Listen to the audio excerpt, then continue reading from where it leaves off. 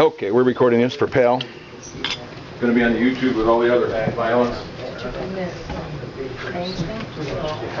Welcome to the Will Township Board meeting for August. I want to welcome you all here tonight. This is a Will Township Board meeting. So if you'll stand please and face the flag. I pledge allegiance to the flag of the United States of America and to the republic for which it stands, one nation, under God, indivisible, with liberty and justice for all. We're not going to go any further with any of the procedures for the township meeting this evening. In favor of Steve and Rick making the presentation, we've asked them to come and give us a brief update. I might get him at the Now, we all know what happened with the filing of the lawsuit. So let's give Steve and Rick a chance to give us an update on what's going on, because that's what we asked them for. I don't know how many, there's a lot of new faces in here that I don't think live in Will Township, but you are welcome. So we hope that we'll have a good meeting, and we'll have questions and answers to follow, but I don't want to be here till midnight. So with that, Rick, Steve. Yeah, I can. Thank you, and thank you for allowing the opportunity to go over the project. I just wanted to give everyone an update on where we are at with the project. We're currently in Tier 2 of the study, and so this presentation that I'm actually giving tonight is a really fresh presentation. I'll go over where we're at with the Tier 2 portion of the study, which is really the alternatives to be carried forward phase. And so that's where we get into ultimately, and it's going to be really complicated, so it's kind of a long presentation, but you know, what we did was we kind of made like 12 different sections within the whole corridor, and we're advancing certain sections will have 2 or 3 different alignments being advanced forward. And so we wanted to, tonight I wanted to kind of go over just what we have, the latest and greatest of the alternatives that we're advancing forward. So I'll go over that in a second, but I wanted to, so tonight we'll do the project status, the recap of recent meetings, the alternatives to be carried forward, because that's the bulk of this presentation, the next steps, and then open for Q&A. So for the project status, we did complete Tier 1 in January 2013, and we are currently in the middle of Tier 2, and that's the detailed study. So Tier 1 was the broad level of analysis, looking at well over 100 different corridors throughout this 950 square mile area, eventually getting to a B3 corridor that was selected to be advanced forward into Tier 2. Tier 2 is the detailed engineering. It involves all of the environmental survey, the engineers, the hydraulics, the drainage is being looked at as part of this tier. Overpass and underpass locations are being looked at as part of this tier, and then interchange locations. So where are we at in Tier 2? We're getting towards the end of Tier 2. We have the we held the one-on-one meetings, a series of one-on-one meetings. I'll get to the stats in a little bit here, but in January, February, we held the landowner meetings with well over 850 landowners. Throughout the 850 attended those landowner meetings. We held corridor planning groups and technical task force. We've held 2 pairs of public meetings. We're anticipating 1 more corridor planning group, and then the public hearing in the fall of this year. And so what happened in Tier 1 was we presented a draft environmental impact statement. In that draft environmental impact statement, we had 3 corridors that were advanced forward. This was during Tier 1.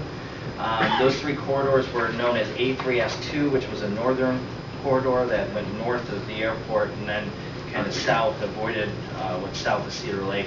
We had the B3 corridor, which was the selected corridor, and then we had B4. So tonight what I'm presenting is the alternatives within the B3 corridor that we're recommending right now to be advanced forward. We have a little bit more work on some of them as far as the alignments, and we're still waiting for a little bit more field data. And then eventually that all gets wrapped up in the draft environmental impact statement. Within the next probably couple weeks, we hope to release the alternatives to be carried forward memo.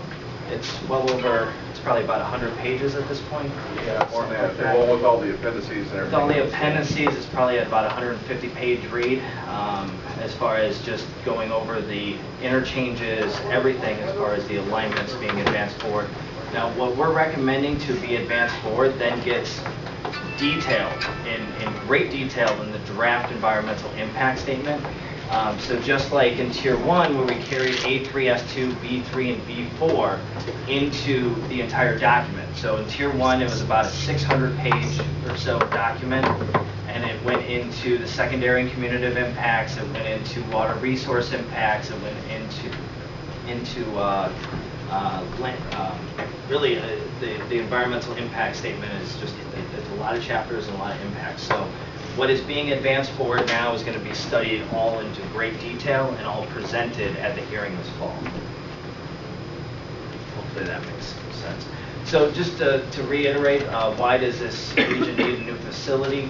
What we show is that this is really a vital national link in really the whole nation, and with increased pressures from intermodal development from the north along the I-80 corridor, we show that a new facility, a new route is needed in this study area to connect I-55 to I-65.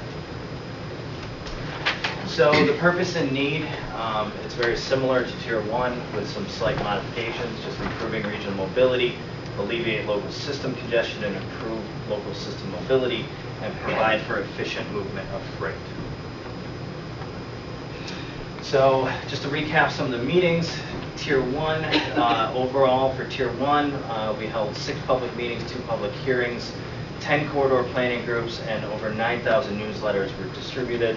We had over 130 one-on-one meetings or small group meetings.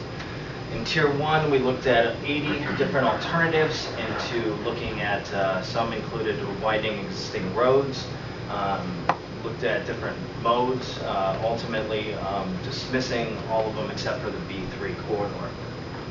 When we looked at Tier 1, you know, the A3S2 corridor was more northern.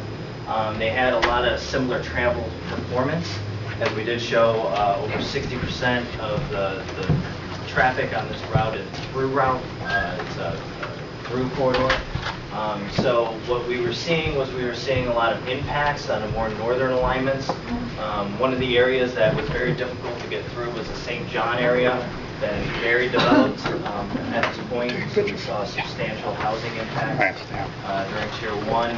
There's other areas north of the airport where we would be impacting Plum Grove Nature Preserve. We also have Governor State University, which we're running to the south of. And there was a lot of other areas with Manhattan, just to the south of there with all their pipelines, ultimately through this area. Also, if we went north, we would be impacting Rock Run Preserve. If we went straight, we'd be impacting Treat Island and a number of residents along the I-55 corridor. So ultimately, B3 in the more central section was selected. This was because it did provide a balance. It had similar travel performance as a more northern corridor, and it showed a little less impacts as far as areas such as Treat Island, Governor State University, some nature preserves. There's a little less housing impacts. The southern portion, or the southern corridor, we did study several corridors to the south. Those would continue to travel along I-55, impact Kankakee State Park. We saw a substantial drop in traffic as you ended up chasing I-55, so you saw a lot of adverse travel. So ultimately, the more southern portion were dismissed as well. So in January, the federal FHWA, which is the Federal Highway Administration, approved the B3, the no action alternative, be advanced into Tier 2, which had the least, out of all of them, the least environmental impacts. It had a higher travel performance than some of the southern routes. It actually did have very similar travel performance to some of the more northern routes, and the greater stakeholder support for the B3 corridor versus some of the more northern ones, and then lower construction costs. So In Tier 2, we focus on that B3 corridor. We come up with a series of alternatives within that corridor. It was a 2,000-foot corridor that was approved in Tier 1. In Tier 2, we're looking at approximately a 400 to 500-foot footprint. What we're running into right now is, for example, drainage. We're looking at how exactly we're going to drain this thing, so we're going to need it's pretty flat, as you may know, in this area, so we're running into some pretty big ditch sections in order to drain the roadway. But right now, we have a lot of the surveys complete for ground. We recently had 106 meetings, which is for historic and cultural significance properties. We've done a little geotechnical. There's more geotechnical planned probably for later this year in the fall. We've done interchange types, land use assessments, crossroad connectivities, the alignment studies. We've done a lot of utility investigations as well. And then land acquisition studies are ongoing as far as continuing to look at if there's landlocked parcels, access roads, stuff like that. In Tier 2, we've held over 45 one-on-one meetings, and we've talked to about 406 parcel owners within the corridor. Held a number of meetings with emergency services, townships, municipalities, forest preserve districts, and a lot of people. So what did we hear? A lot of concerns over the interchange locations, roads that are being kept open, swapping of roads that to be kept open locations, and then frontage roads and relocating roads. So we've actually gotten a lot of feedback even recently. At the beginning of Tier 1 or Tier 2, we held those 5 landowner meetings. Over 850 people attended. We got a lot of good data as far as trying to come up with the least impact of alignment within that 2,000-foot corridor. We also set up a series of landowner relations representatives along the corridor so that people can answer their questions quickly. I know that we still have some outstanding questions, but we have answered well over 150 or so out of the 200 some odd questions that we have. So we still do have some outstanding, but from what we understand, it has been working pretty well as far as just trying to come up with a quick point of contact for everybody who's located within the corridor. There's other opportunities for those that are outside the corridor. They can always go to the website, submit questions, and I do come out often to speak to groups. So I just wanted to recap the recent meetings real quick. We held the corridor planning group meeting in May of 2013. This is the 3rd planning group meeting.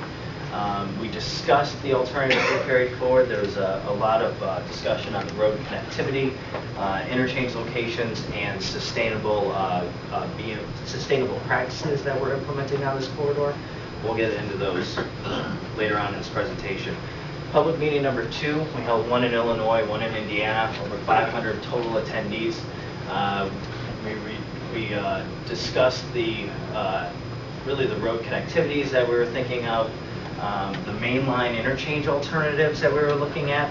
Since that public meeting, we've made a number of revisions again, and I'll go over some of those tonight based on the feedback of those meetings. We held environmental field reviews, and actually a lot of this PowerPoint was actually just presented to a lot of the environmental regulatory agencies. We meet regularly with US EPA, Army Corps of Engineers, Fish and Wildlife Services, IDNR, IDIM, which is Illinois Department of Natural Resources, then you have Indiana Department of Natural Resources. There's about 13 different regulatory agencies that are in charge of some type of fashion with this job. You know, the Army Corps of Engineers would be in charge of wetlands, water bodies. Fish and Wildlife Services would be in charge of what's called Section 7, which is threatened and endangered species. And so those agencies, we meet with them regularly on this project. A lot of this PowerPoint was taken from a meeting we just had with them earlier today. And so we actually held a couple environmental field reviews. We actually created numerous different alternatives to try to better avoid some of the sensitive areas after looking at the wetland delineation reports, for example. So we have more new alignments. The 106 reviews, we just held 2 meetings. We went well outside the APE, which is the Area of potential effect. area of potential effect. So in Indiana, they went a mile outside the 2,000-foot corridor. We followed suit. So we photographed well over. It was well over 800 in most states, like almost 600 in Illinois alone. It was about 600 homes in Illinois, determining their potential eligibility. Normal we've never gone that far in Illinois, but after Tier 1, we've reached a programmatic agreement with the State Historic Preservation Office of both states to agree to a 1 mile radius. So what we found in Indiana was 1 listed and 1 was eligible. In Illinois, there was 3 listed and 7 were eligible that we found within that radius.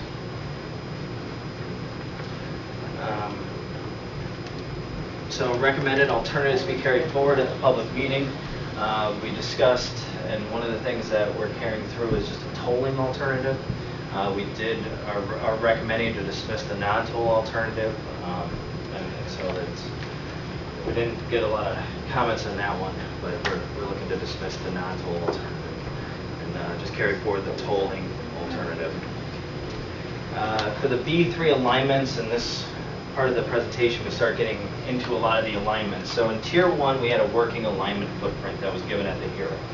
In Tier 2, we're starting to utilize more of the field data that we got, cross-sections, detailed cross-sections, footprints for mainline and crossroads.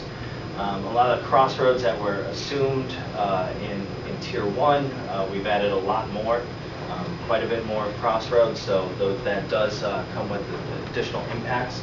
One can expect. It also extends your footprint. So for example, here's just a alignment. If we weren't playing at crossroad, then we wouldn't have all this impact going up and over. We also have access roads that also expand the footprint as we have identified more and more working with the farm bureaus for landline parcels. So here's an example of just how trying to find differing alignments. Here's one that was actually, I believe, in Will Township, where we moved the section line. Right now, Tier 1 ended up right in the middle of several farm parcels. So we moved it to the south and expanded our study from there, trying to follow more and more of the section lines to reduce the farm severances.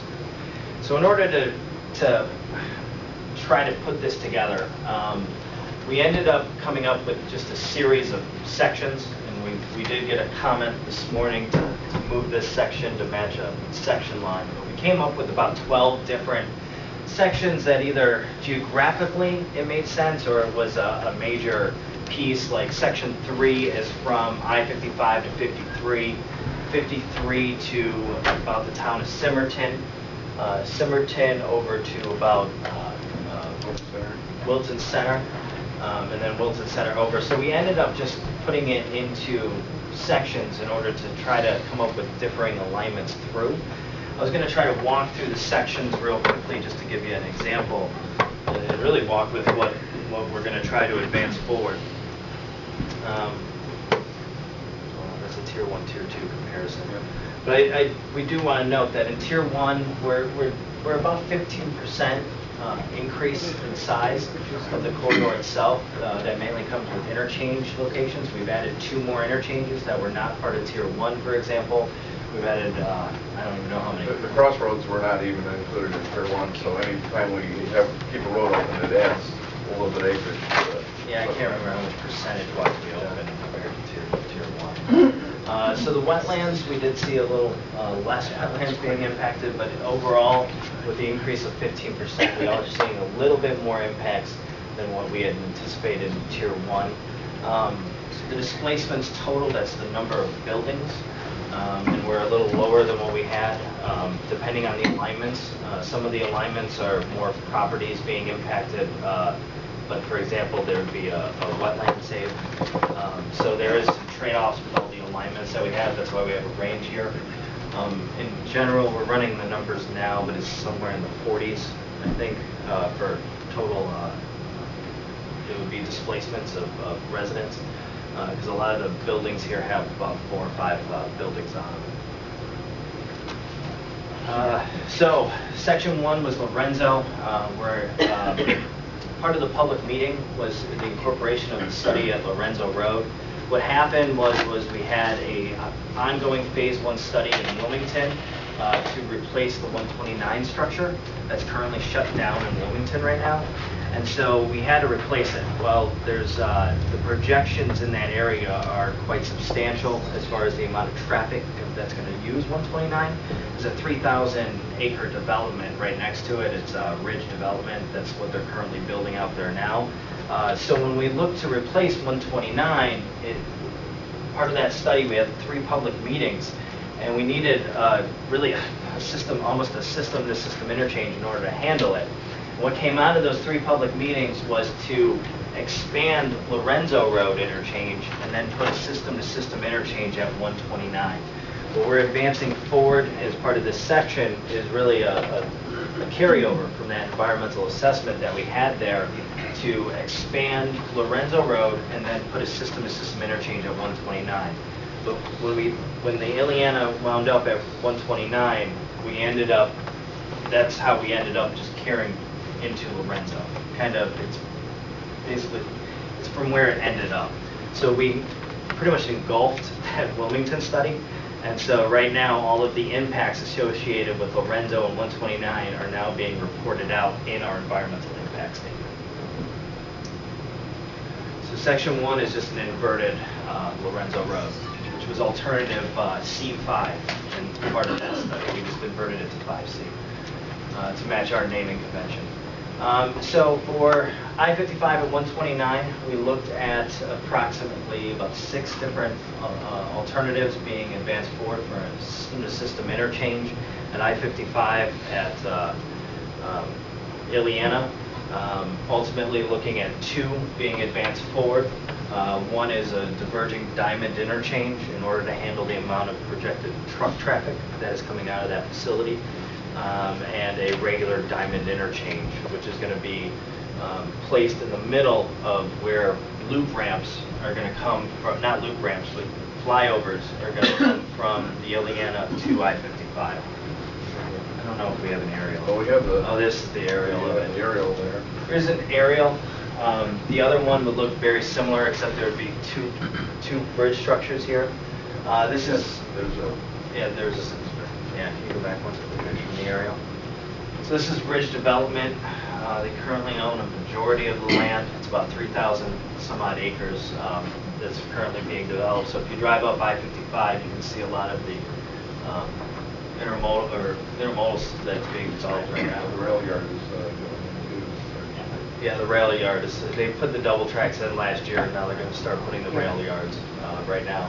So what was happening with that 129 is currently closed right now, and we have identified about 60 million in the program just for these 2 interchanges, and it's kind of being kind of wrapped into our study. So one of the reasons why we propose a system-to-system interchange here with 129 in the middle is because of the future development that is currently occurring in this area.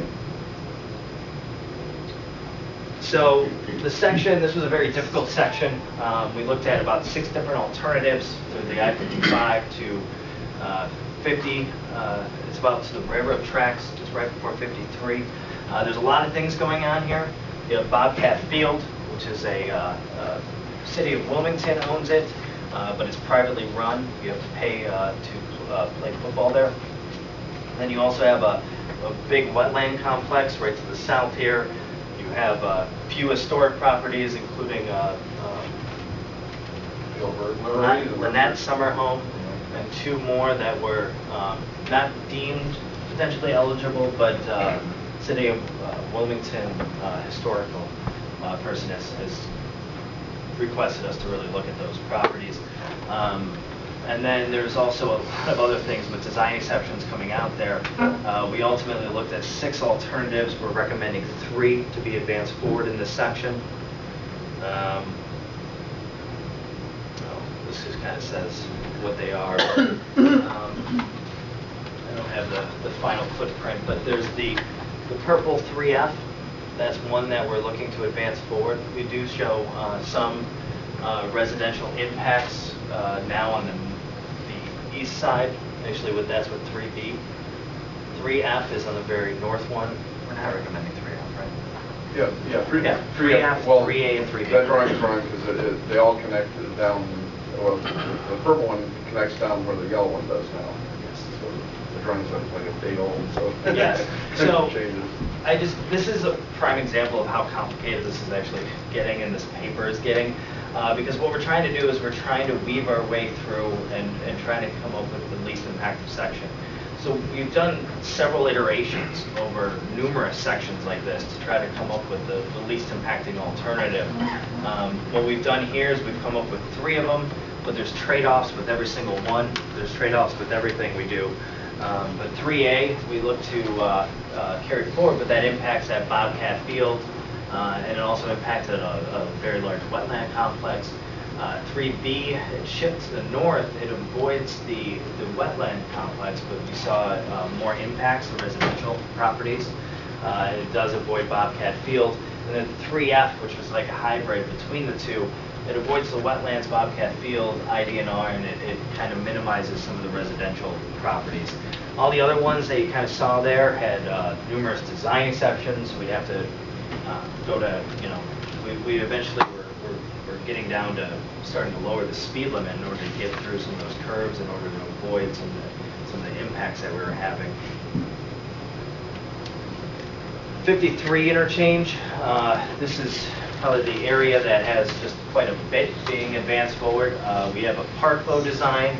We actually have, do you have the whole range on the next slide? Yeah. So total at 53, this is the section 4. We have 1 at 53, we have 3 at or near Riley being advanced forward, and 1 at Old Chicago being advanced forward, and a no access at all alternative, meaning that you get access at 129, the next access would be Wilton Center. That's all being advanced forward into the draft DIS. So you can see multiple iterations of what's being advanced forward. And so 53, it is on the National Register for Historic Places. It's Historic Route 66. There's been a lot of interest as far as trying to move this from the existing 53 interchange.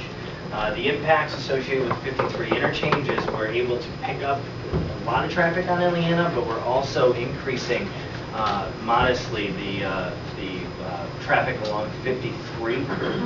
As we relocate that further away from Riley, or further away from 53 over to Riley, we do see some traffic dissipating, going the way of where it goes now, mainly from the center point area up north. This whole area, though, is all slated for development. Cold storage just went in here. They do about 1,800 trucks a day. And then, so this is all pro logistics park. So most of this is industrial land uses in this area. So a lot of the traffic, as we move it further away from 53, just uses Arsenal and Wilmington Peatone like it does today. But we're advancing all of them forward to really look at the impacts of that. So Riley, some things are happening at Riley. There is a farmstead in this corner that we were looking to avoid, primarily by relocating it a little bit in between. There's also a park low design that would also try to avoid some of the impacts of the farmstead. We did look at an interchange option at Indian Trail, but that ultimately was dismissed because that's where there's a lot of residential impacts there. At Old Chicago, the Kavanaugh property up on this corner, it's not potentially eligible by our state records, but by the city's records, they do look at that property that they would like us to save that. So being on one corner, we have the Kavanaugh property, and on the other corner, we have IDNR's, or Medewan's property. If we did originally propose a diamond interchange here, but to expand it, we'd be running into issues with either Medewan or the historical property. So we ended up going with the park low design, or a split diamond. So it comes off here, comes back on, and then you'll have 2 ramps like right here going back up to Arsenal. which was designed for a 5-lane facility eventually. That's owned by the city of Wilmington.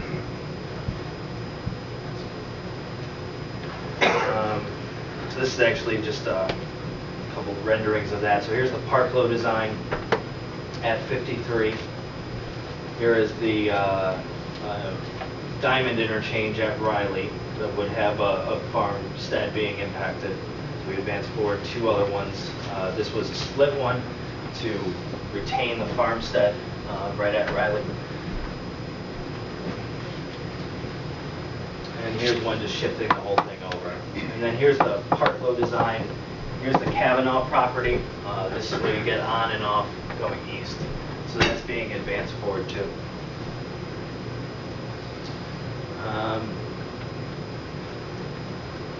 So the 53 interchange is being advanced forward, or none at all throughout that whole area. And then your next, from 129, your next exit, an entrance would be Wilton Center. For 5A, which is the section 5, which is north of Wilmington, we are recommending only one alignment being advanced forward. That's due to, we had the alignment just north of Simmerton, and with the power lines, the Old Glacier Trail, how we were crossing some of the creeks in the area, we started realizing pretty quickly that if we moved it a little bit more north, we were able to avoid a lot of that. So then we further developed that particular alignment. Well, this is a very interesting area. This is Wilton Center, section 6. We've looked at 2 alternatives that we're advancing forward. One stays within the 2,000-foot footprint.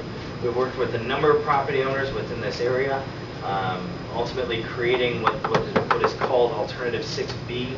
It follows the section lines a lot better. It has a lot better angles on the streams themselves. The only issue with Alternative 6B is it does go outside the 2,000-foot corridor that we originally had identified in Tier 1. But as with the record of decision, we did note that there may be instances where we do need to work outside the 2,000-foot corridor. So for this particular alignment, we are advancing forward both of them, both the light yellow in the background, if you can see it, and then also the dark purple here. So the dark purple does also avoid impacts to, like I said, it gets a lot more, it goes along section lines a lot better. One of the issues we're having, and that we're going to continue to work with residents on, is, and this is no longer deemed potentially eligible, but there's some properties over in this area that will be landlocked. Fort Creek, this is Fort Creek. I recall, where's 128? No, you want to go further west there, because that's, 128 is the road that angles. Oh, this is Fort Creek, right? Yeah, this is Fort Creek. So what's happening is that there's a lot of landlocked parcels over here. We're looking at a frontage road, but I don't know if we can get across Fort Creek. It seems to be a problem. But we're going to continue to look at that. This is Wilton Center Road interchange. It's being offset to avoid a lot of the creek impacts. Here's an aerial of that.